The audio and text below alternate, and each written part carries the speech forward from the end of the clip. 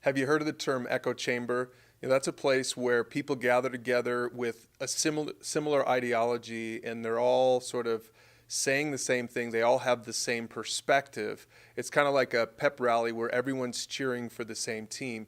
And churches can become like echo chambers. Places where we gather together in a holy huddle and everyone is saying the same thing. We're all speaking to the same people. It's like we're preaching to the choir. And when that happens, I think we're in danger of really missing our mission. Now, don't get me wrong. Church should definitely be a place where you clearly teach God's word. Christians have a very clear ideology. It comes from the Bible. It comes from, keeping Christ at the center. So we certainly want to preach the gospel at our church. I hope that you go to a church that preaches God's word week in and week out. But if we're always just preaching to Christians, then we're missing a great opportunity. We're missing an opportunity to reach the lost with our Sunday services, to reach the lost and to make disciples. So that means that Christians need to develop the skill of outsider speak. Outsider speak is the opposite of Christianese. Christianese is insider speak. So we as pastors, if you're a preacher watching this video, if you're a teacher, you should hopefully work on that skill of outsider speak, but not just the teachers listening to this. If you're a small group leader, if you're a Christian, we all have to develop the skill of talking in a way that someone outside of the church or outside of our perspective, our ideology, that person can understand what we're saying and they can connect the dots, and eventually we can lead them to a place to accept what God's word has to say. So for me, when I'm preaching, I really have to work on this. I have to think specifically about, someone else, maybe my neighbor who doesn't go to church normally. I think about him when I preach because I want to make sure that what I say is accessible to that guy, not just to the guy who's been going to church for 30 years. So when we get away from this insider language, we learn how to speak with outsiders in mind. It's a great skill for pastors and just for everyday Christians.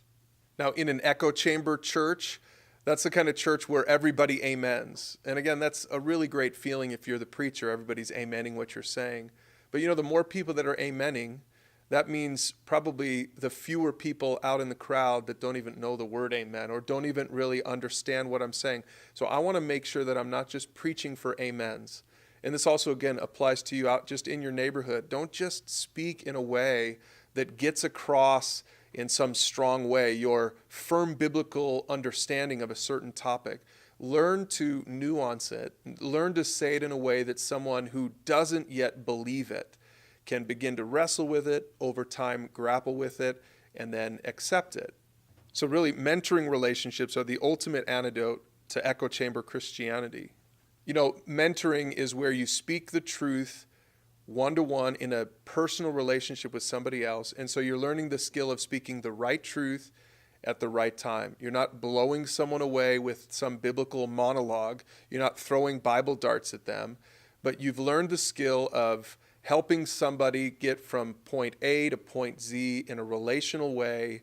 And it takes time, but over time, it really makes an impact for the gospel. For me, mentoring relationships are helpful even for my teaching. If you teach at your church, if you're a preacher, I hope that you mentor people who don't really know Jesus. I hope you're not just mentoring your overseers and elders, but that you have a wide variety of people that you're reaching and mentoring one-on-one, because it teaches you to sort of be sensitized to their perspective, how they hear things, so that you can get them from A to Z personally, but then also in your church, you can learn to do that from the pulpit as well. Now, in a healthy church, everyone knows what mentoring's about. Everyone's engaged in mentoring relationships. And again, hopefully it's not just echo chamber mentoring relationships where you're just talking to other mature Christians and learning the next deep biblical truth to add on to all the other deep biblical truths that you know. But really, if you're discipling someone who's far from Jesus, then you'll stay away from becoming an echo chamber church.